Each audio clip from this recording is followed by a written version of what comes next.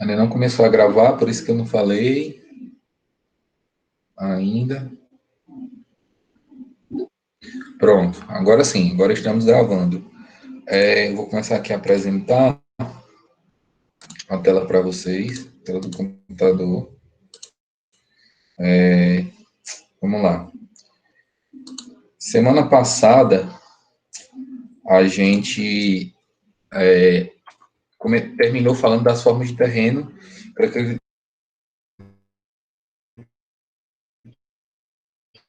Travou. E eu Tá Travou, Ícaro.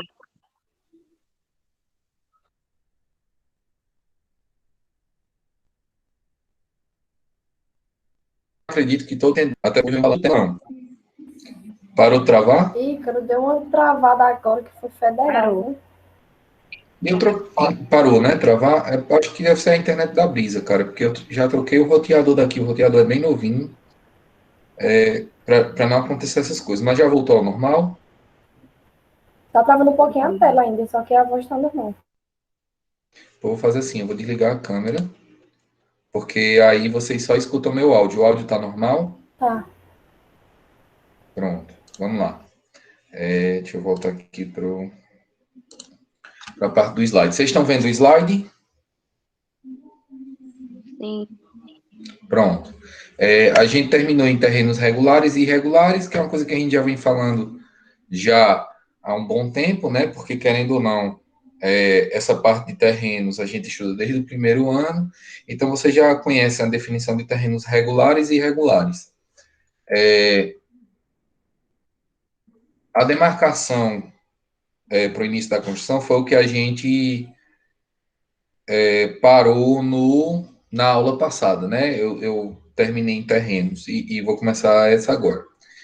Gente, sempre que for construir, ou sempre que houver alguma necessidade de você saber exatamente onde está aquele terreno e saber, de fato, o tamanho daquele terreno, né? A gente precisa fazer algo que a gente chama de demarcação.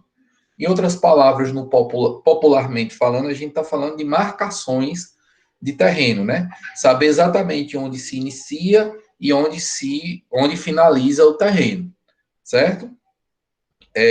Geralmente, isso aí vocês já viram comigo em loteamentos, quando a gente vai ver um terreno, ele está marcado por piquetes. Vocês lembram, né, aqueles bichinhos, aqueles paralelepípedozinho de concreto branco, que geralmente ele vem com o número do lote, ou vem com a quadra e com o número do lote. Vocês lembram disso ou não?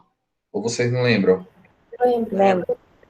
Pronto, então vocês sabem do que eu estou falando, né? Do piquete, né?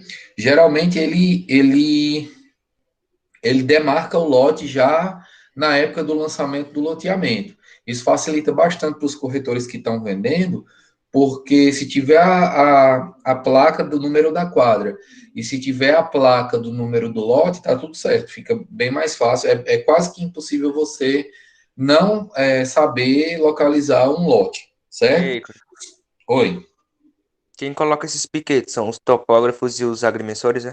isso, isso. Eles têm a máquina piqueteadora, né?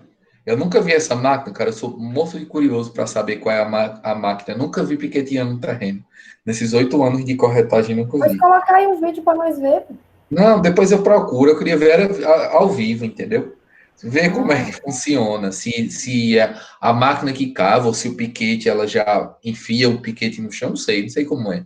Depois eu vou ver e filmar e tal. Vou realizar esse sonho algum dia na vida. Mas, enfim, existem alguns casos, né, onde se é preciso demarcar de novo o lote, certo?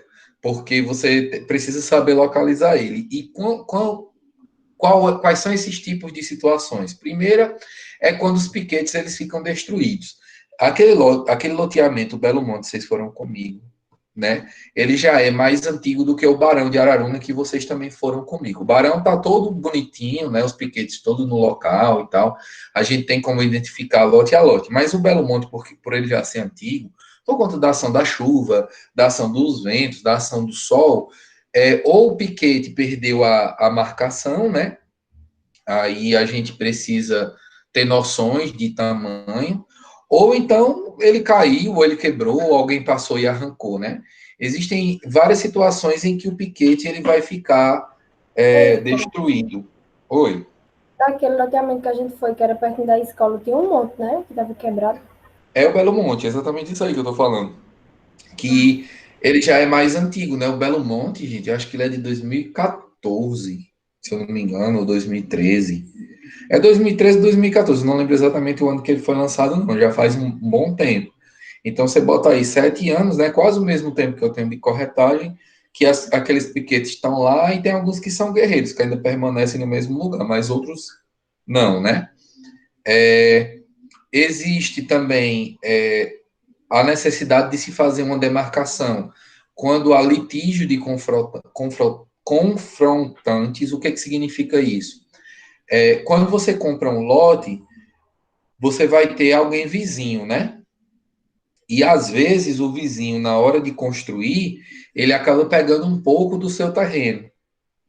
E aí, para que você não perca aquela metragem que você pagou, aquela metragem que é sua, é preciso que seja feita uma nova demarcação para que você tenha direito àquele lote no tamanho que você comprou. Entenderam o que significa esses litígios de confrontantes? Entendi, não. Você sabe que os lotes. Peraí, deixa eu. Só um instante, tá? Deixa eu ver se eu acho aqui uma planta de loteamento. Só um minuto. Vocês estão vendo a tela do meu computador, não estão?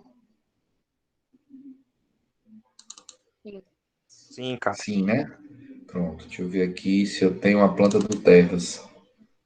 Tabela de disponibilidade, não. Acho que eu vou ter do Vila Joá. Tabela tá pronto aqui, planta. Só um instante, tá? Vamos esperar abrir para poder mostrar uma coisa a vocês. É ótimo dar aula com um computador assim, cheio de coisas, porque você consegue mostrar o que você quiser. Assim, eu posso.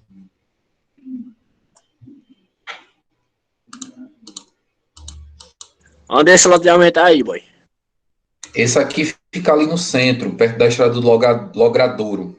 Acho que tu deve saber onde é. Tu anda em todo Tô ligado, sei buraco. onde é. Sei onde é. Pronto. Ó, imagina essa quadra aqui. Aí deixa eu só lembrar para vocês, ó. Esse lote aqui, ó. Tá vendo esse lote 14 da quadra 2? Esse lote aqui é um lote irregular. Por quê, ó? Não, desculpa, ele é um lote irregular. Por quê? Porque, ó, na frente dele é 6,59. Na lateral direita dele é 35, na lateral esquerda é 34 e nos fundos é 6,5. Então, por ele ser torto, ele não tem uma área, ele não é um retangular ou um quadrado perfeito, a gente chama ele de lote irregular. Já esse dos fundos aqui, ó, por exemplo, dos fundos dele, que é o lote 18, ele na frente é 6,5, nos fundos é 6,5, na lateral direita é 29,75, na esquerda, desculpa, é 29,75, e na lateral direita é 29,75. Ele é um retângulo perfeito, ele é um lote regular. Lote irregular, lote irregular. Ó, aqui a maioria são irregulares nessa quadra. Ó. Tá vendo que eles são todos tortos, ó? Tá vendo? Tudo meio torto. A maioria dos lotes dessa quadra são irregulares.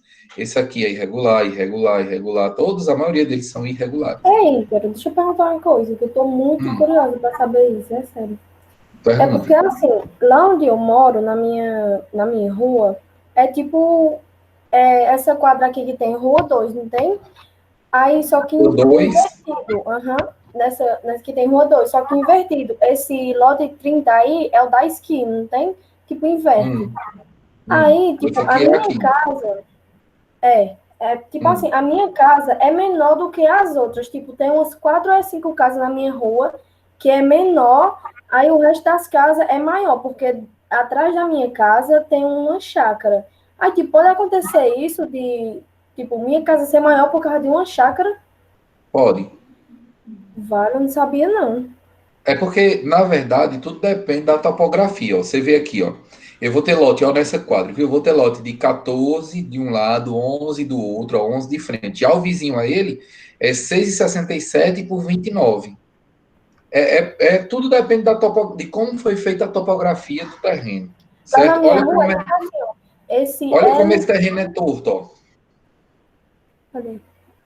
É todo torto, tá vendo? Aham. É por isso que às vezes acontece esse tipo de situação. Eu sei que eu fiquei peidada, porque é justo minha casa, que é uma das mais pequena. Não, mas acontece. Oi. Ei, Ícaro, se o terreno tiver todos os lados iguais, ele ainda é um terreno retangular? Ó, obrigatoriamente, se o lado direito for igual ao lado esquerdo, ele é um terreno regular. Sabe por quê? Porque não tem como, por exemplo, aqui medir 29,75 e aqui 29,75 e essa medida não ser igual a essa. Certo? Geralmente, quando o Não, eu lote. tô falando assim, ó, de ser todos a mesma medida. Pode, ele se torna um quadrado perfeito. O terreno acaba sendo um quadrado. Tem gente que, por exemplo, deixa eu dar um exemplo aqui a você. Tem terrenos que funcionam da seguinte maneira, ó. Digamos que aqui fosse 10, aqui 10 e aqui 10. Aqui são 3 lotes, né? E o comprimento dele fosse 30.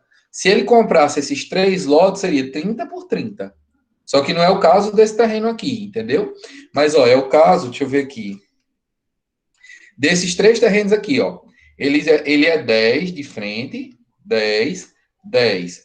Aqui é os fundos dele, né? Mas aqui é 10, aqui é 10, aqui é 10. Se eu comprasse o lote 16, o 15 e o 14 dessa quadra aqui, ele é um quadrado perfeito, tá vendo? Que a medida daqui para aqui é a mesma daqui para cá? Tô. Pronto. Pois é. Aí, vamos lá. Continuando, só para continuar o que eu quero dizer para vocês, ó. Digamos que um de vocês tenha comprado esse lote 17, que ele mede 6,5 por 29,75. E, claro, vocês vão ter um vizinho aqui no lote 18, não vão? Que também comprou um lote igualzinho, mesmo tamanho que de vocês, 6,5 por 29,75. Aí, o que acontece? Um dia, futuramente, tanto o seu lote quanto o lote dele vão se tornar casas, né? Que as pessoas vão construir uma casa nesse terreno aqui. Certo? Estão acompanhando meu raciocínio? Sim. Pronto. Só que aí, o vizinho de vocês aqui do lote 18, ele, na hora de demarcar o lote, ele não demarcou só 6,5, ele demarcou 7. Isso quer dizer que de 6,5 para 7, ele está pegando quantos centímetros ainda da lateral do seu terreno? Meio. Não, 30. 50, mulher. Ah, é? Ah, não, ele pegou 6,5 para quanto? 7 é centímetros que eu estou falando, né? Segundos não. Vamos lá. Aí, digamos que aí o cara construir, em vez de construir uma casa num terreno 6,5 por 29,75, ele pegou 50 centímetros do seu terreno e aí ele fez uma casa de 7 por 29,75. Consequentemente, como ele pegou esses 50 centímetros do seu lado, seu lote, que era 6,5 por 29,75, ele deixou de ser 6,5, porque ele não perdeu esse meio, aí ficou 6 por 29,75. Ele pode fazer isso? Isso não é legal, não? Isso é ilegal. Ele pode fazer isso? Não. Então, é isso que a gente chama litígio de confrontantes. Por quê? Porque você vai ingressar na justiça, né? Caso o cara não entre em acordo com você, para pedir de volta esses 50 centímetros que o cara construiu no seu terreno. Entendeu? Porque ele acha que construiu correto, só que na verdade ele pegou 50 centímetros a mais do que devia, porque ele pegou do seu terreno. Entenderam o que significa litígio de confrontantes? Sim ou não? Ei, Ícaro, Ícaro. Agora, eu só acho que podia botar um nome que desse para todo mundo entender. Negócio de litígio aí. Ó. É porque tem que ser bonito. Porque se é assim, É. roubar o terreno dos outros. Quem é que ia me perguntar alguma coisa que disse? E aí, cara? Fala. É porque, tipo assim, tem uma casa que era 2 casas do lado da outra. Aí, só que a calçada era para dividir para essas duas, 2,5. Só que não dava. Ficava, se um botasse 2,5 na dele, ia ficar, tipo, faltando a calçada do outro. Aí faz como? Nesse caso. Me explica como é. Porque, assim, a calçada, geralmente, deixa eu ver se eu tenho outra planta aqui, viu? Peraí, só um instante. A calçada de um terreno, ela não participa desse tamanho aqui, não. Tipo assim, se você comprou um terreno de 6,5 por 29,75, a calçada fica nessa parte aqui, ó, da frente do terreno. Ela não é para não é para entrar no tamanho do terreno. Tipo assim, se a calçada for 2,5, como você está falando, 2,5 que a gente fala é da porta para frente. Não Não, é eu da falo pro porta para lado. dentro, não. Não, Falando mas pro lado. pro lado? Sim, tipo Não, mas se. assim, tipo assim, da casa, entendeu? Aí ficou uma calçada, ele se dividia ainda, só que uma casa ficou. Se ele botasse o metro que a casa dele ia ficar faltando a outra calçada. Cara, eu vou ser sincero a você que eu ainda não entendi. Porque assim, o que que acontece? A sua calçada, por exemplo, a calçada desse lote aqui, ó, desse lote, ela só tem 6,5 de comprimento, certo? Para frente, É, digamos que seja 2 metros e de uma ponta a outra. É a calçada que, entre aspas, pertenceria, que não é, né? Que é local público, calçada. Calçada não é privada. Mas, tipo assim, na hora que ele for construir essa casa nesse lote 18 aqui, ele vai construir uma calçada de 6,5, assim, de comprimento, que é dessa ponta aqui até essa ponta aqui, entendeu? Mas, assim, se ele fez mais, aí é outra coisa, né? Aí ele já está entrando no terreno não é nem entrando no terreno, é no espaço público de outra casa, que fica de frente a outra casa. tá certo. Ok? Mas se Ícaro. a calçada não é Oi. pular, menino, quando eu era pequena, ia ser bom demais. Oi, Tainara. É tipo assim, se acontecer algum caso de algum vizinho pegar seu terreno, tipo, já começar a construir, acontecer alguma coisa, tipo assim, você pode reivindicar? Pode. Aí ele tem que Você tem. derrubar, é? Porque como é que ele vai construir num terreno que é seu? Não pode. Não pode de jeito nenhum. Ó, sabe o que é que acontece muito? Que não envolve essa parte de demarcação? A pessoa comprar, por exemplo, eu mostrei para vocês o lote 17 e o lote 18, né? A pessoa comprar o 18 e na hora de construir não pede a demarcação, constrói no 17. Acontece bastante. Acontece bastante. E aí as pessoas têm que entrar em alguma espécie de acordo, né? Porque o cara às vezes não faz de má fé, mas assim, ele não pode construir no terreno de outra pessoa, né? Ei, Tipo, ele construir a sapata todinha lá no terreno do outro cara. Diz, Vinícius. se uma pessoa ela compra um terreno no loteamento, ela já pode começar a construir ou a implementadora vai dar um prazo para construir? Não, depende. Aí depende da implantadora, né? Porque, por exemplo, tem empresas que dizem, você pagou a primeira parcela, você já pode construir. Tem outras que dizem, ó, só pode construir quando tiver 50% do terreno pago, ou quando tiver 30%. Aí depende, ou então quando tiver a infraestrutura completa do loteamento, né? Tudo vai do acordo que foi feito no momento da venda. Mas é a mesma coisa para todo mundo, assim, de cada implantadora, né? Tipo, o sol nascente que a gente está trabalhando agora. Peraí, deixa eu aceitar alguma pessoa que está querendo entrar. Acionei. Não sei quem é. Se a gente Sávio. tá. É Sávio? Sávio. Uhum. Pronto. Se o sol nascente a gente está trabalhando agora, você já pode construir a partir da primeira parcela. Mas, por exemplo, eu vendi recentemente Jardim Buriti também, de Salviano, que fica ali perto do Frei Damião. O Jardim Buriti é só depois de 50% do terreno pago. Então, cada caso é um caso. E outra, quando eles permitem que você construa, e digamos que você começou a construir, né, no terreno, se você parar de pagar, você perde aquilo que você investiu. Igra. Oi? Esse negócio de 50% do terreno aí do loteamento funciona como um fundo de garantia. Com fundo de quê? Fundo de garantia. É uma garantia de que você não vai desistir, né? Porque quanto mais dinheiro você investiu numa coisa, mais difícil é de você desistir, né? Aí eles fazem isso mais para isso, né?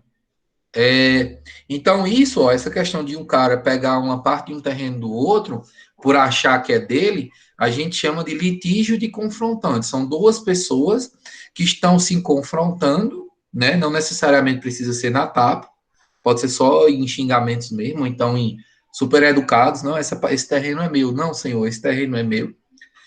E que litígio é uma falta de acordo. Litígio significa falta de acordo, né? Que às vezes você pensa que aquela parte do terreno é seu, você constrói, que se acha demais, e aí quando vê no final não era. Então é isso que é esse tipo de situação que a gente chama de litígio de confrontante. Outra, às vezes as medidas do projeto diferem das indicadas no memorial e no documento de propriedade. Vamos lá. Vocês conhecem o... Deixa eu entrar aqui na área de trabalho, só um instante, tá? Vocês conhecem um loteamento, ou já ouviram falar no loteamento da Socil chamado Parque do Sol? Não. Eu não. O Parque do Sol ele foi lançado em 2013 pela Socil. A Socil ela é uma empresa bem antiga no mercado, certo? Aqui de Juazeiro. Talvez, acho que ela é a imobiliária mais antiga que existe aqui no Cariri. Sabe? Meu sogro trabalha lá e tudo, e quando eu vendo as coisas da Socil, eu vendo por intermédio dele, certo? Eu vou mostrar para vocês onde é que fica o Parque do Sol, só para que vocês entendam do que eu estou falando.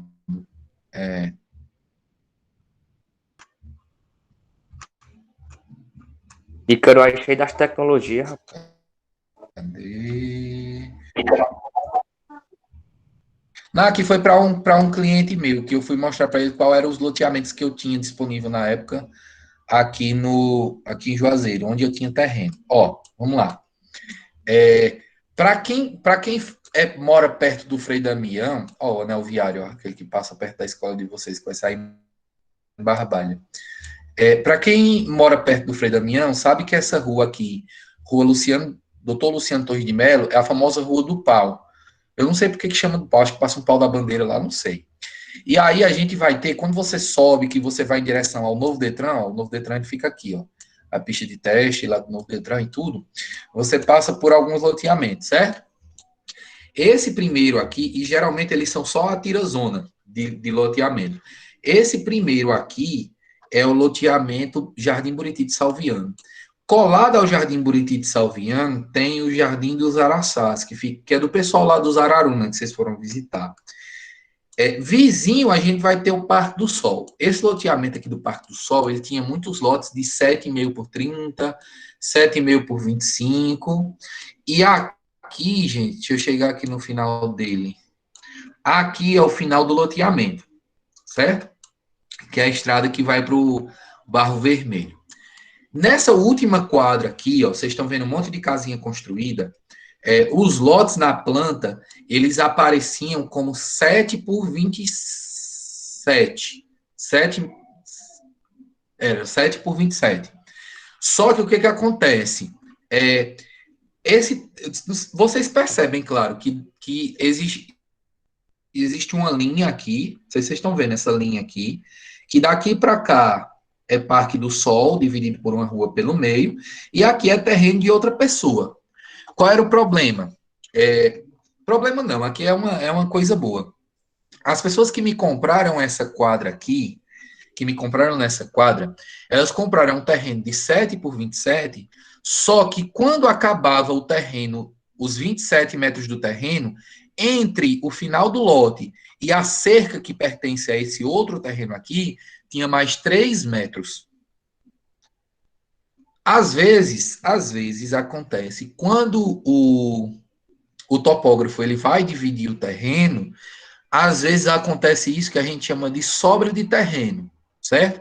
Imagina aí, você compra um terreno de 7 por 27 e depois dos 27 até a cerca, que da cerca para lá pertence a outra pessoa, e da cerca para cá tem 3 metros livres de terreno para você fazer outra coisa, construir a casa maior, entendeu? E esse espaço aqui se torna da pessoa. Aí vamos lá, vamos voltar para o slide aqui que eu estava trabalhando para vocês. Às vezes as medidas do projeto, ou seja, as medidas da planta, elas diferem nas indicadas no memorial e no documento de propriedade. Por exemplo, o cliente ele vai receber uma escritura lá dizendo que ele comprou um terreno 7 por 27. Só que essa sobra de terreno para trás da casa dele pertence a ele. Só não vai vir na escritura. Entendeu? Por isso que às vezes é preciso você fazer uma nova demarcação para que você consiga registrar também esses 3 metros. Ei, cara. Pode perguntar. É porque assim, eu vendi aqui, tá ligado? Mais uma corretora, uma casa, tá ligado? Só que, tipo assim, no documento falava que a casa tinha 15 metros. Só que, na verdade, ela só tinha 10, tá ligado? Não, de frente não. Era de fundo por não sei quantos de frente. Só que de fundo era pra ter 15, só que só tinha 10. Entendeu? Já tinha passado por 3 donos. Aí, tipo, isso pode ter algum problema? Não, isso vai ter um problema, tipo assim, se você vendeu, é porque, bicho, ó, ela vai receber a escritura de 15 ou vai receber a escritura de 10? Como assim? Não, a escritura tava de 15. Aí, tipo, quando foi atualizar agora, também veio pra 15, entendeu? Aí, tipo... Só que quando eles vão medir é 10. A gente mediu 10 lá. Cara, se só tem 10 e é nos fundos, é no comprimento da casa, né? No comprimento? Pronto. Isso é porque o vizinho de trás da casa comeu esses 5 metros, que era da casa. Ícaro, eu tô achando que ela aconteceu na minha casa, viu? Mas às vezes, Júlia, no teu caso é desmembramento. Não é isso. Mas pode ter acontecido também, é uma possibilidade. Agora tem que ver o que está na sua... formada já, eu vou atrás de ver a planta de como era lá antes. Se no documento da casa tiver com 21, eu vou derrubar o muro e vou fazer o resto. Não, você não vai derrubar, né? Você vai entrar na justiça para poder reaver a propriedade, né? A posse do O cara terreno. acorda de manhã, o muro sendo derrubado. Porque foi muito estranho. Minha mãe vai fazer uma reforma lá em casa, né? Ela falou assim, pô, eu quero fazer um quarto só pra mim. Aí ela disse, não tem como, porque a casa é pequena. Eu disse, oxente, e no terreno era pra ser 23 metros, parece. E só é 17. Então a pessoa comeu esses 6 metros. Agora tem que ver. Agora, para você reivindicar isso na justiça, precisa estar na escritura. Então é bom ver a escritura antes de tomar qualquer tipo de atitude. Porque se está faltando, né? Se está faltando, alguém pegou esses 6 metros aí. E vamos lá, vamos continuar, né? E quando da construção? Outra dúvida, bem rapidão. Tire. É sério. É porque assim, tipo assim, minha avó, ela tem um terreno que é tipo um sítio, tá ligado? Não tem aquelas carras da caixa lá no Frei Damião? Tem. Aí ela tem um terreno lá que é bem grandão lá, tá ligado? Não tem, que tava tendo até umas brigas lá, beleza. Só que, tipo, lá o terreno se encaixa bem direitinho, como se fosse um quarteirão, entendeu? Só que, tipo, na parte de trás, estão abrindo uma via, só que ainda deixa, tipo, uns 12 metros de terreno pra frente da via. Aí, tipo, o rapaz falou que ia construir. Mas, tipo, se minha avó for fazer, tipo, umas casas pra alugar lá, como é que iria ficar isso aí, tá ligado? O terreno que ela tem não dá de frente para alguma rua, não? Dá, mas é porque, tipo assim, ele é um quadradão bem grandão e ele dá de frente pra uma rua, só que é só um lado dele, entendeu? Não tem tipo então, um quarteirão? Aí ela teria que fazer assim, que, por exemplo, ou colocar à frente das casas que se ela quisesse fazer para aluguel, para essa rua que já existe, né? Ou então ela abrir uma rua dentro e tal do terreno que desce para outra rua, mas ela não pode, por exemplo, se o cara, se entre a avenida e o terreno da sua avó, é tua avó, né? Tem um terreno de outra pessoa, a pessoa pode fazer o que ela quiser lá. Contanto que ela não coloque em risco a vida de ninguém, nem nada, ele pode construir o que ele quiser lá. Só que, tipo, esse cara que fez isso, ele derrubou um pé de piqui, que eu fiquei sabendo que piqui não pode ser derrubado, né? E, tipo, ele jogou um veneno. Ele jogou um veneno lá e o pé morreu, tá ligado? Isso foi só pra construir. E é, tipo, 12 metros, eu acho, mais ou menos. Por aí, uns 12 metros de terreno. Aí, tipo, eu achei isso muito, sei lá... Mas assim, nada impede ele de construir, né? Só que ele não poderia ter derrubado o pé de piqui. A verdade é essa. Se ele quisesse edificar qualquer coisa lá, ele teria que edificar com o piqui dentro, o pé do piqui, né? Vamos lá, Mó vamos bom continuar. pedir. Vamos continuar. Ícaro, Oi. tem como tu fazer um breve resumo desse ponto para me anotar? Porque eu acho que eu ainda não entendi. Desse último que a gente falou, Sim. ó, eu vou dizer, aí você, depois, quando você estiver revendo a aula, porque não vai dar tempo de você copiar, não. Aí você copia, certo? O que é que isso quer dizer? Às vezes, quando o topógrafo ele vai fazer as divisões daquele terreno para implantar o loteamento, é, existem, ele deixa algumas coisas, algumas partes que a gente chama de sobras de terreno, certo?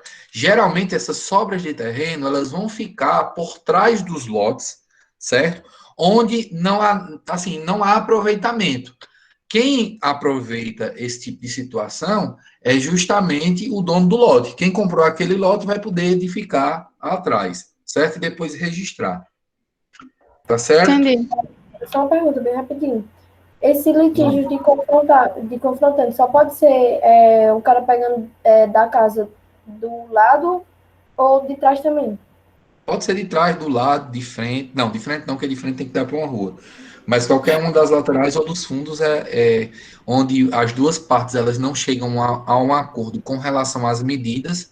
Aí a gente precisa fazer de novo uma marcação do lote para saber quem é que está certo e quem é que está errado. Uhum.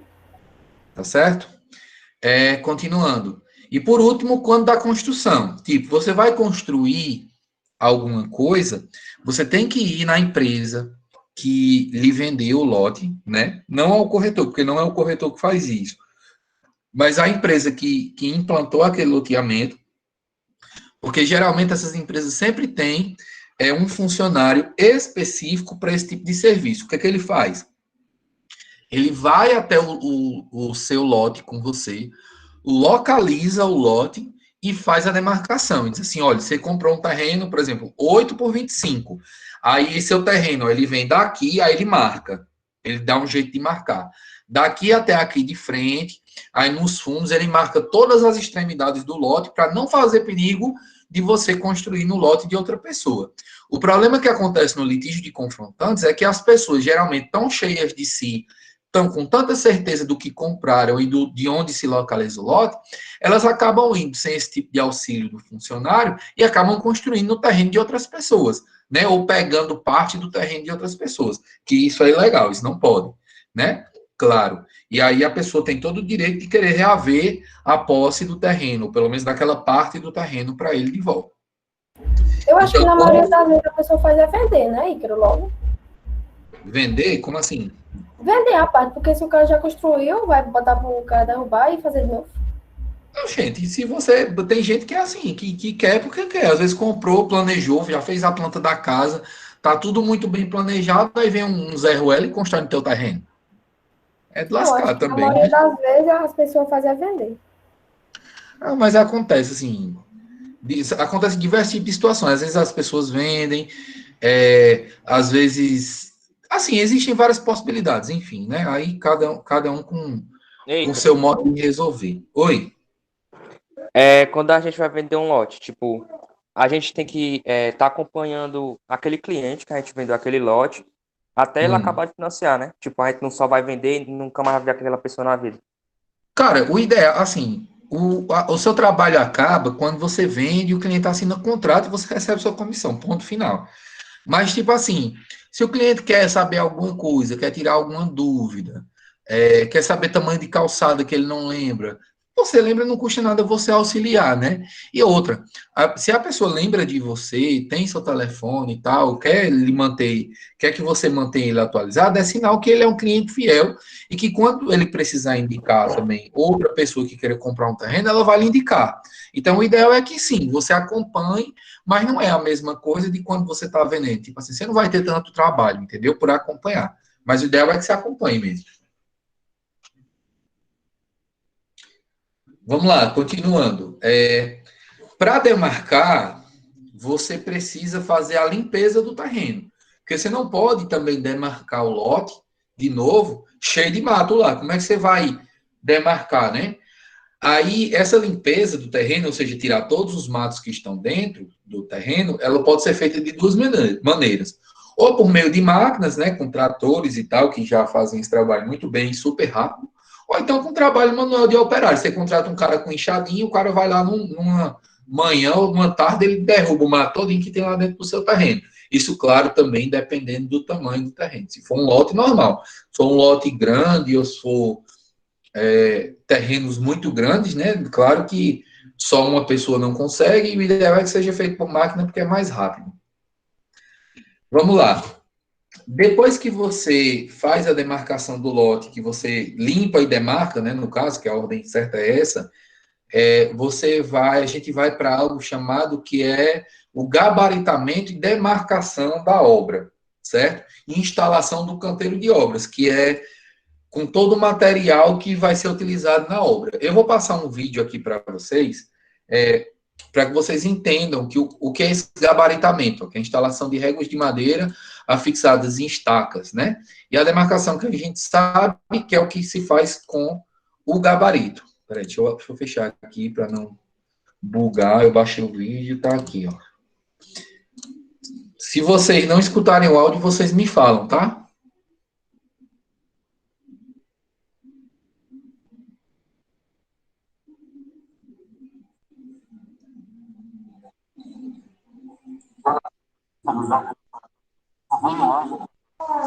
Acaba bonito, viu aí? Meu Deus. Vocês estão escutando? Não, não dá pra escutar. Não dá para escutar o que ele está falando, né? Não dá. Oi. Acho que é o teu áudio que tá atrapalhando para não ouvir, porque já tá baixo. Não, então é porque assim, eu sei que existe alguma maneira de eu conseguir colocar o áudio desse vídeo para vocês escutarem. Mas, enfim, o que é que eu quero que vocês entendam? Vocês estão percebendo aqui que ele está numa obra, não estão? Sim. Pronto. Aí foi que foi feito, ó. Eles fixaram essas colunas aqui de madeira, tá vendo? E colocaram essas réguas aqui, ó. Tá vendo? E no início do vídeo aparece toda a obra. Deixa eu voltar aqui para vocês verem. Peraí. Por que tu não manda o vídeo depois? É muito grande, é? Pronto, ó. Então, eu mando. Pronto, eu mando para vocês virem. Vocês estão vendo aqui toda a obra, todo o terreno. Tá meio apagado, mas não, tá meio apagado, mas dá para ver. Dá pra ver. Ele colocou todas essas réguas de demarcação, por quê? Porque os pedreiros, no momento da construção, eles vão cavar todo o alicerce de paredes e colunas da casa com base nessas réguas, certo? Tem gente que, por exemplo, ó, vocês estão vendo que aqui tem uma casa já construída desse lado e aqui já tem outra casa construída desse lado. Tem gente, isso ele explica no vídeo, que faz essa demarcação, né, o gabaritamento, que a gente chama, que é antes da demarcação,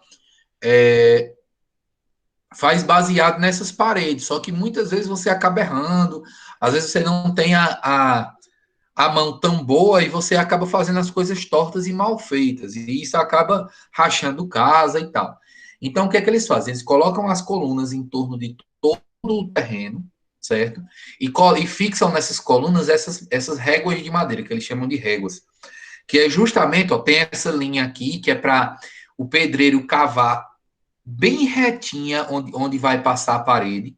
Ele toma como base onde vai passar cada parede a planta baixa da casa, que vocês já viram que é uma planta baixa, para que tudo saia como planejado, para que nada saia assim, diferente do projeto, certo? Então, o gabaritamento, ou seja, essa fixação de madeiras para dar o suporte ao pedreiro, ela é super necessária para que não aconteçam erros no momento da obra, certo? Acho que deu para vocês entenderem. Mas é o pedreiro mesmo que faz, Ícaro? Pode ser o pedreiro, como pode ser o mestre de obras, né? Mas o ideal é que sempre tenha esse auxílio, que sempre seja feito esse cálculo, né? Antes de iniciar a obra. Então, vamos lá. Ó. O gabaritamento é a instalação dessas réguas de madeira fixadas nessas estacas para que você saiba exatamente onde é que o terreno está. Para que você não construa parede no terreno da outra pessoa. E depois você faz a demarcação, certo? A demarcação ela pode ser feita só do quadrado ou só do retângulo, né? assim como ela já pode ser feita a demarcação do terreno, já colocando parede por parede, certo? Onde vai ficar cada parede, ok? Beleza. Pronto. Depois que você faz toda a demarcação, você vai instalar algo que a gente chama de canteiro de obras, certo? Ó, cada obra, ela dependendo do seu volume e envolvência, ou seja, quanto mais ela envolve, né? Ou quanto mais pessoas e trabalhadores ela envolve, ela possui um canteiro diferente, né? Porém, todas elas possuem bem definidos alguns elementos, certo? Vamos lá. O que que toda obra tem? Toda obra tem um barracão coberto e fechado, com pelo menos 2 compartimentos, que servem para você guardar uma série de coisas, né? Você pode colocar, por exemplo, os armários dos pedreiros, se eles tiverem armários, né? Isso eu estou falando de obras organizadas, tá? Geralmente, obras que não são tão bem organizadas, os pedreiros guardam nas casas que eles estão construindo. Mas, tipo, se a gente retornar e tiver a possibilidade de visitar algumas obras da WR, vocês vão ver como é organizado o canteiro de obras deles lá. Então, eles fazem esse barracão coberto e fechado, com pelo menos 2 compartimentos, né? Às vezes tem banheiro, às vezes tem um quarto para descanso e tal. Existe também outro barracão coberto sem divisão, ou seja, não é dividido por vãos, né? Para abrigo de carpintaria, ou seja, toda a madeira, e serralheria de apoio, ou seja, as ferramentas dos pedreiros, as coisas que eles vão usar. Existem locais definidos para onde eles vão guardar madeira, ferros, pedra, brita, tijolo, areia, todo o material que esse pessoal vai utilizar dentro daquela obra, eles deixam também dentro do canteiro de obras uns locais definidos, né? Em obras desorganizadas, a areia fica no meio da rua, fica na calçada da pessoa, atrapalhando a passagem, né? Existe essa questão do primeiro barracão coberto e fechado, eu não falei para vocês, mas tem também o refeitório, né? A mesazinha e tal, onde os pedreiros sentam para poder se alimentar. E, por fim, há o tapume da obra. Vocês sabem o que é o tapume da obra? Não. Geralmente, em obras grandes, quando elas estão sendo construídas, o pessoal tapa a obra todinha por fora. Quer seja de madeira, quer seja de alumínio, eles utilizam aquele... Deixa eu pegar aqui, peraí, uma imagem para poder mostrar para vocês entendam já vi, tô ligado o que é. O que é um tapume. Esse barracão, ele é localizado, tipo, próximo às construções que estão fazendo? Tem que ser na construção ou vizinho à construção. Ícaro? Oi? O senhor tá falando daquele, tipo, quando eu fui pro shopping uma vez, aí tava tendo uma construção, aí, tipo, tem um negócio bem grandão, assim, pra gente ver aí o que tava construindo dentro. É tipo isso? Pronto. A gente pensa que na maioria das vezes o tapume serve única e exclusivamente para isso, para dar um mistério. Ó, aqui um exemplo de alumínio, aqui são tapumes de madeira. Ó. De certa forma também é por mistério. Em alguns momentos sim, né? Mas a maioria dos tapumes, ele serve para impedir que pessoas estranhas entrem na obra, né? Impedir que pessoas estranhas entrem na obra e se acidentem, porque acontece. Porque sempre, por exemplo, se a gente for visitar uma obra, todos vocês vão utilizar aquele capacetezinho de obra, né? Que a gente está acostumado a ver, né? Aquele capacete branco. Acho que vocês conhecem, que a maioria dos meninos lá da escola usa, né? Sim, porque não pode ser preto. Cara, é racista. Gente, compre o preto. É porque a maioria deles são brancos. Posso fazer o quê? Tem amarelo. Tô brincando, cara. Peraí. Agora lascou. Isso é engraçado. Esse Smith, ele gosta de me encher o saco mesmo, assim. Ele tira o dia, às vezes, para perturbar. Mas, enfim, o tapume da obra ele serve para isso. Ele serve também para proteger as pessoas que estão fora, para proteger os pedreiros que estão dentro. E, claro, né, para fazer um mistério quando a obra ela não é conhecida. Assim, as pessoas não sabem o resultado final da obra. Então, são esses os principais elementos que existem dentro de um canteiro de obras. Aí, vamos lá, gente. A gente entra agora no assunto que já tem a ver muito com acabamento, certo? Que são os revestimentos. Para que a gente usa um vestimento, uma vestimenta? Vamos esquecer revestimento, tá? Mas para que vocês entendam o que significa um revestimento. Para que a gente utiliza um revestimento, uma vestimenta, na verdade?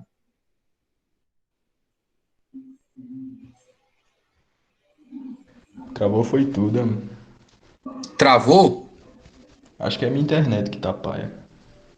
Entendi, foi nada. Tu... Não é porque não Para tem que a gente se trabalho. veste? Pra se vestir, ué. Não, tem motivos. Claro que não, tem Pra se motivo. proteger? Para se proteger, para Pra que mais? cobrir alguma No meio da coisa. rua, né? Para o quê? Cobrir. Para cobrir alguma coisa que Foi precisa isso que ser eu falei, coberta. pra se cobrir. É verdade. Carro do frio. Para que também. mais? Por causa do frio. Por que mais? Pra não se Por sujar. vaidade. Por causa do sol. Para ficar bonito por causa do sol. Por uma série de motivos.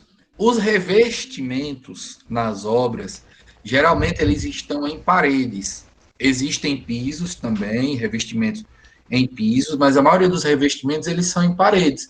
E geralmente os revestimentos eles servem também quase que para a mesma função, para deixar mais bonita a parede, para deixar mais funcional, para deixar ela mais segura, para tapar alguma coisa. Os revestimentos eles podem eles servem para esse tipo de finalidade, né? Eles dão esse acabamento final. Eu vou falar. O investimento é aquele, o cal que os caras jogam no alicerce pra ponta da formiga, infiltração, essas coisas, né? Não é esse tipo de revestimento, não. Aí, no caso, é uma técnica que os caras utilizam para matar formigueiro. Mas não tem a ver com revestimento, não. É aquela tinta preta que bota na parede, né? Não, ali é pinta asfáltica, né? Cal não. Ali o pessoal chama aquilo ali de manta asfáltica, porque aquilo ali é usado no asfalto também para impermeabilizar o solo. E ele serve também para impermeabilizar as paredes, para não dar infiltração. Então, isso que eu falei. Isso não é revestimento, no caso, né? Não. Ali é funcionalidade, não é por simples vaidade, não, entendeu? Aí vamos lá. Quais são os tipos de revestimento? Eles podem ser esmaltados e vitrificados. Eu vou passar imagens, tá? Eu tenho imagens aqui no slide que eu adicionei hoje para que vocês vejam. Que os nomes, às vezes, eles são muito difíceis. Existem os acabamentos naturais, que são pedras e madeiras, e existem os industrializados. Os industrializados, eles são divididos em 4 categorias, que são os transformados, com madeira folheada, compensada e aglomerada. Os não é sintetizados, aqui é sinterizados, tá?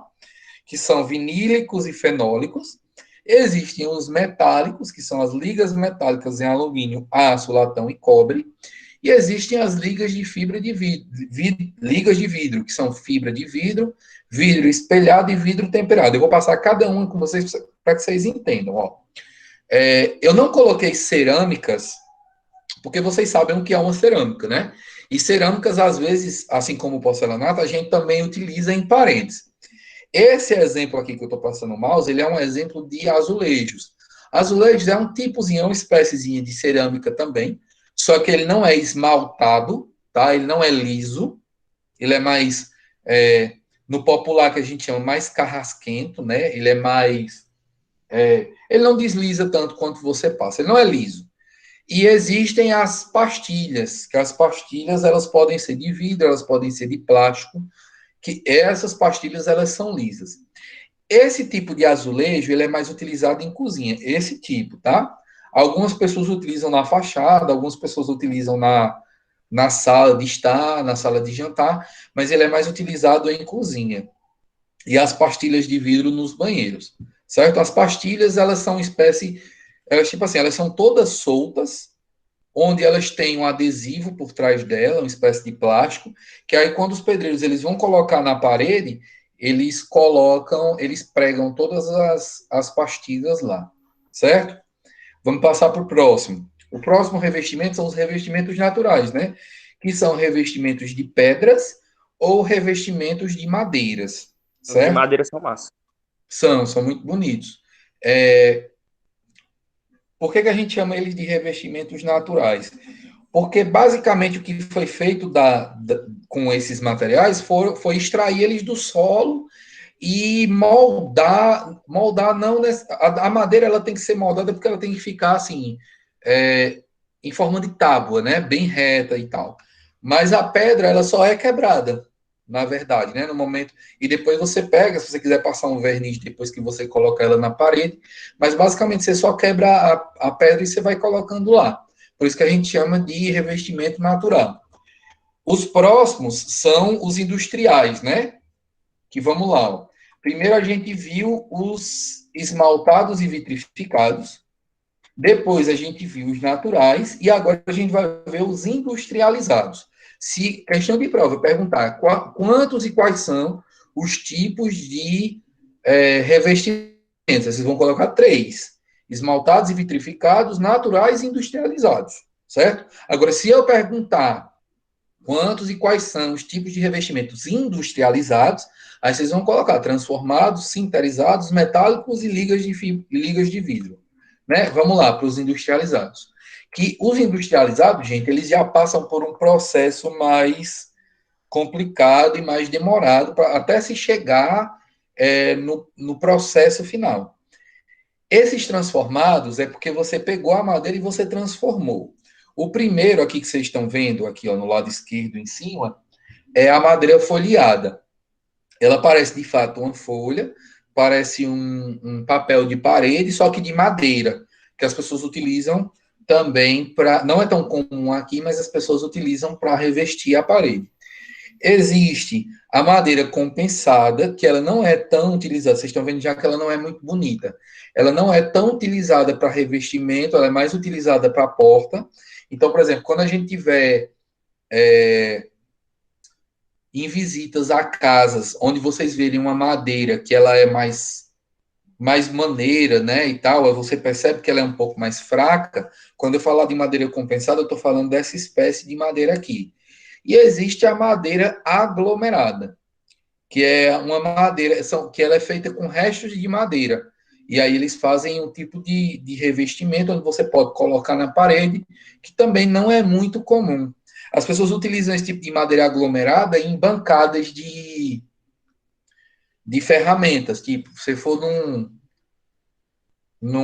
sei lá, numa mecânica, se for numa pessoa que trabalhe com ferramentas pesadas, né? Onde você precise cortar ou serrar alguma coisa em cima da mesa, vocês vão ver que a madeira é feita com esse tipo a mesa lá, a bancada da pessoa é feita com esse tipo de madeira aglomerada, certo?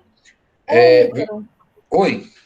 Essa madeira compensada é aquela que, tipo, tem um monte de móvel que é assim, aí quando vai quebrando, aí vai se desmanchando. Não. Aquela madeira ali é MDF. Não é madeira compensada, não. Essa madeira compensada. Porque eu não sei se você parece, porque é fraca tanto quanto, mas o MDF ele ainda é um pouquinho melhor do que a compensada. Vocês já viram? É porque eu não lembro se a gente foi em algum local. A gente visitou o Oasis, não visitou? Sim.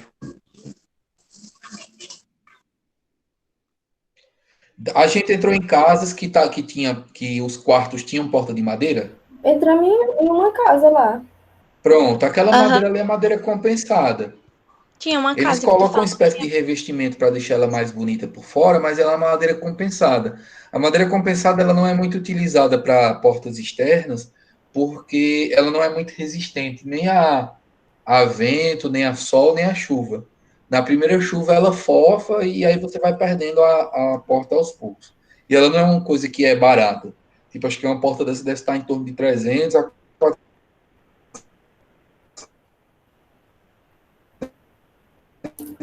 reais hoje no mercado.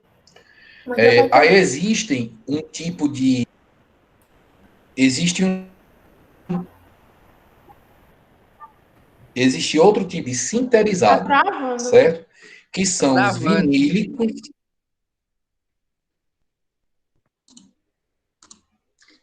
Tá travando? Voltou? Como é que tá a minha voz?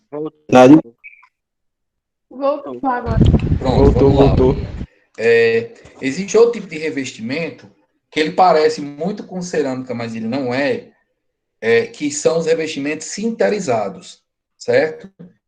que eles são os que a gente chama de vinílicos e fenólicos, certo? Vinílicos é esse tipo aqui, e fenólicos é esse tipo aqui.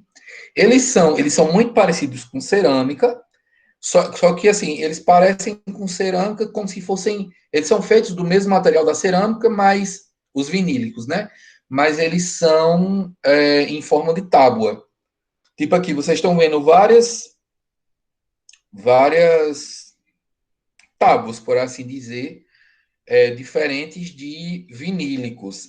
Vocês vão ver isso, os vinílicos, mais em pisos, né? Não sei se vocês já chegaram em algum consultório, em alguma casa, onde as pessoas colocaram um piso que é muito parecido com madeira, só que quando você pisa, ele é uma espécie de cerâmica. Já passaram? Já viram isso? Eu não, sabia nem que Vocês vão existia prestar mais madeira atenção agora. parecida Provavelmente vocês cerâmica. já passaram, mas vocês não lembram.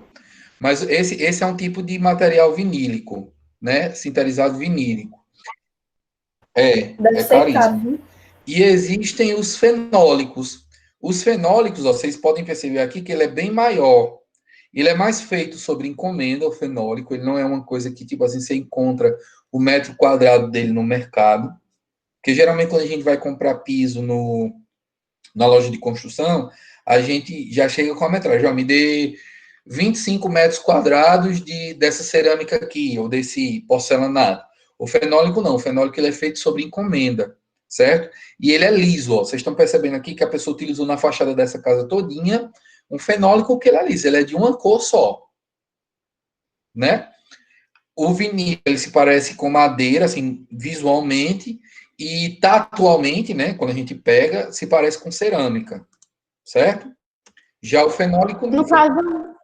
No caso ele é liso, é? Tem alguns deles que são em alto relevo. Tipo, Eu já vi. você acompanha esse desenho em alto relevo. Já esse daqui, o fenólico, ele é liso, ele é feito sobre encomenda, ele é 100% liso, ele não tem nenhum tipo de estampa, como o vinílico, e ele é feito sobre encomenda, certo? Geralmente as pessoas costumam colocar esse tipo de material como painel de TV, né, atrás da TV. Tem pessoas que utilizam bastante.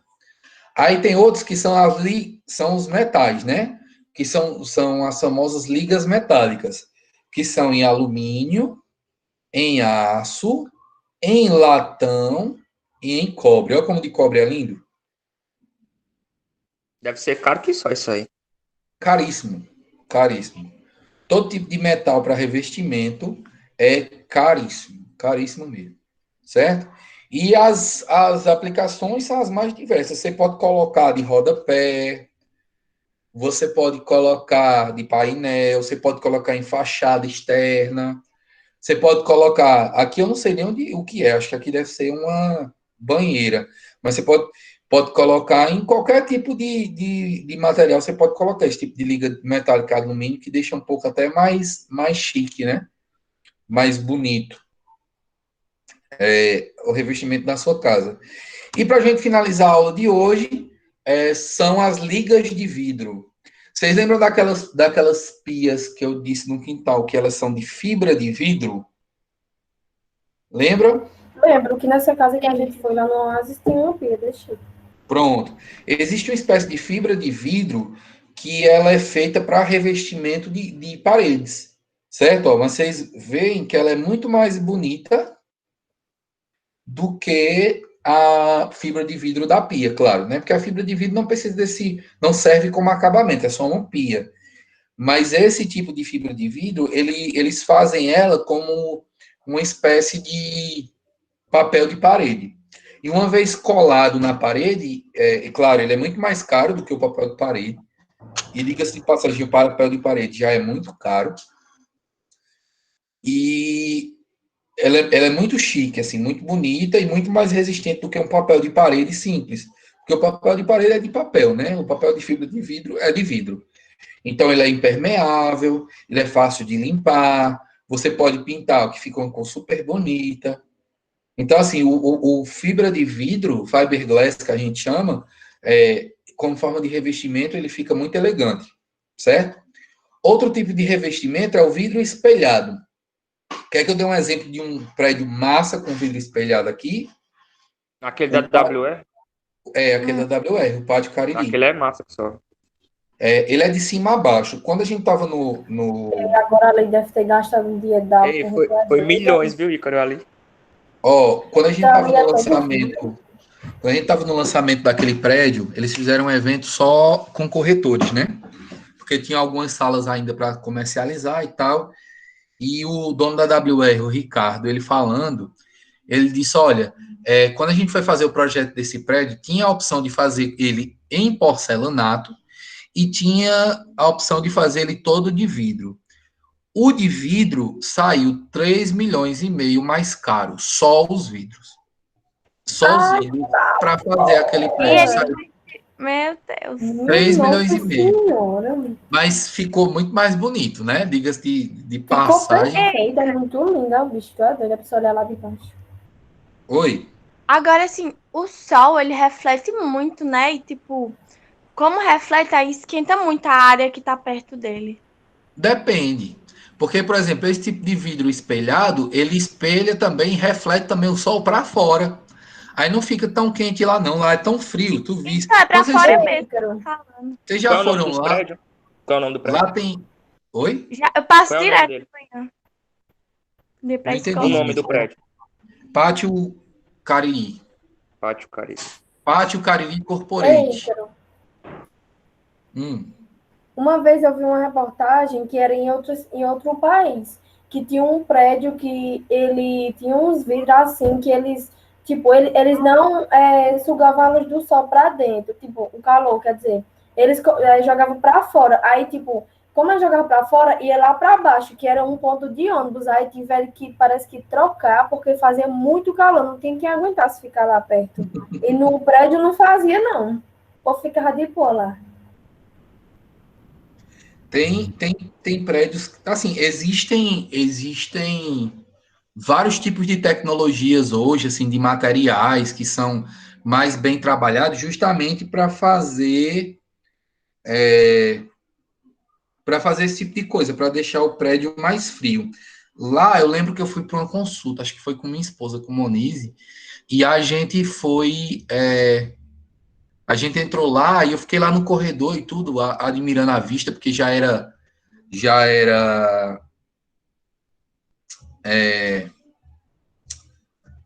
muito alto lá, eu gosto de ver a vista desses prédios, né?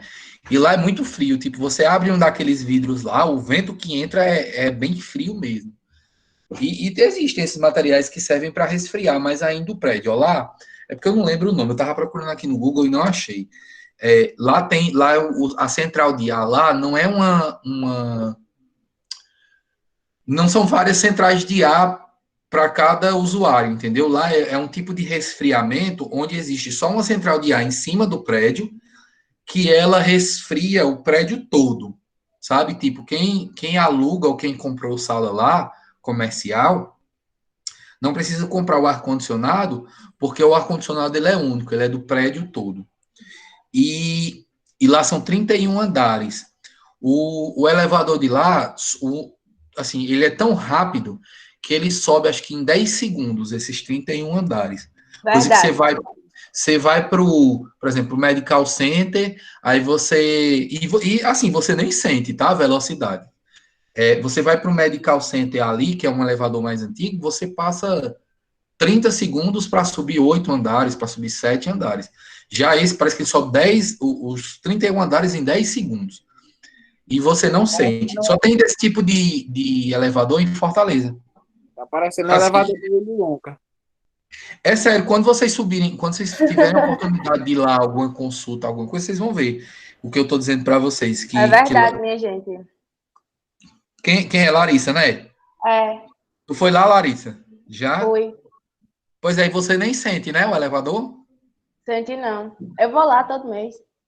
Pois é. Rica. E por fim... Cobra eu. Sem nem o dia Por fim, psicóloga, mulher.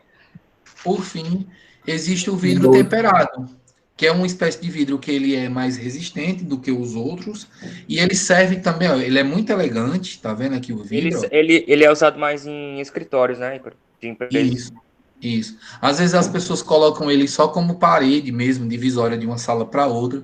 Tipo, quem de vocês for estagiar em Magnum, lá embaixo, na recepção, tem a sala de reuniões e tem a sala da gerente lá de Mariana. E alguns computadores de apoio lá. A divisão entre essas duas salas é de vidro temperado. É super bonito o vidro temperado também.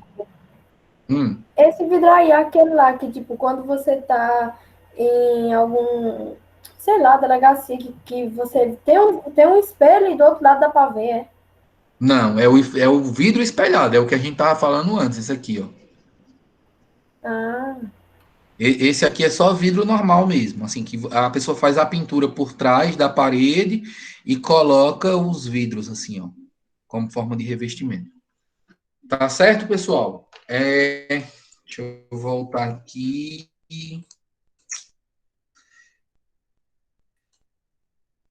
Para a apresentação, interromper compartilhamento.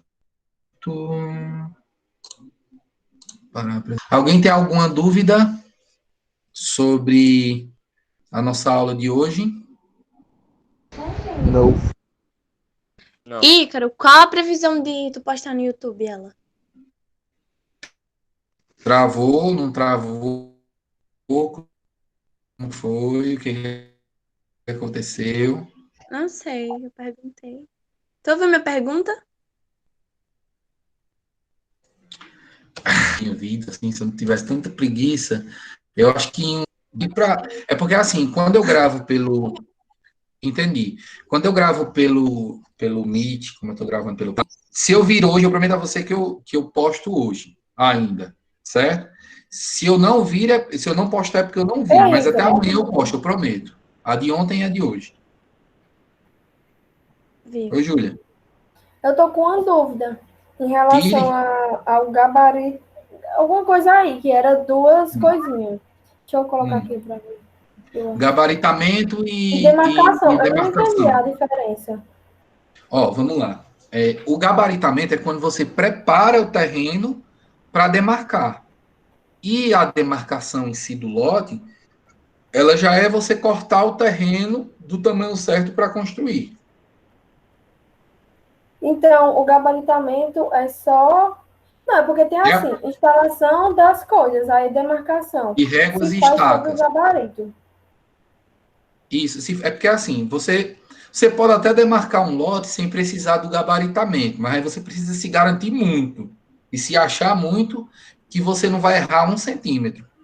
O gabaritamento é tipo assim, por exemplo, você já viu um pintor pintando uma parede? Já. Pronto. Geralmente, os pintores, quando eles chegam no teto, ou quando eles vão passar de uma parede para outra que não é da mesma cor, eles colocam uma espécie de fita, que parece aquelas fitas pré-pon, não, aquelas fitas... Pré-pon. Acho que é essa daí mesmo. Fita gomada, pronto, parece fita gomada, só que ela é de papel, né? O material dela é de papel adesivo. Aí eles colocam ela todinha, por quê? Porque quando eles forem passar o pincel ou o rolo, quando eles estiverem passando, corre o risco de eles sujarem a outra parede se eles não tiverem com essa fita.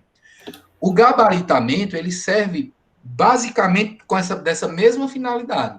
Eles vão colocar as estacas nas extremidades do terreno e vão colocar as réguas para evitar que o pedreiro, na hora de cortar o terreno, para a construção, para poder fazer o alicerce, ele acaba pegando 5, 10, 20, 50 centímetros de um terreno que não pertence àquela edificação. Certo? Certo. Eu não entendi tanto assim, mas... Eu vou passar o vídeo para vocês agora e o slide de novo, porque eu adicionei essas imagens. Assista o vídeo que você vai entender bem direitinho. Tá bom. Ei, Ícaro. Oi. Assim, não tem quando os lotes dividir que vai a parte para a prefeitura? Esses terrenos que vai para a prefeitura é o que as pessoas invadem? São áreas verdes, áreas institucionais ou áreas de preservação ambiental.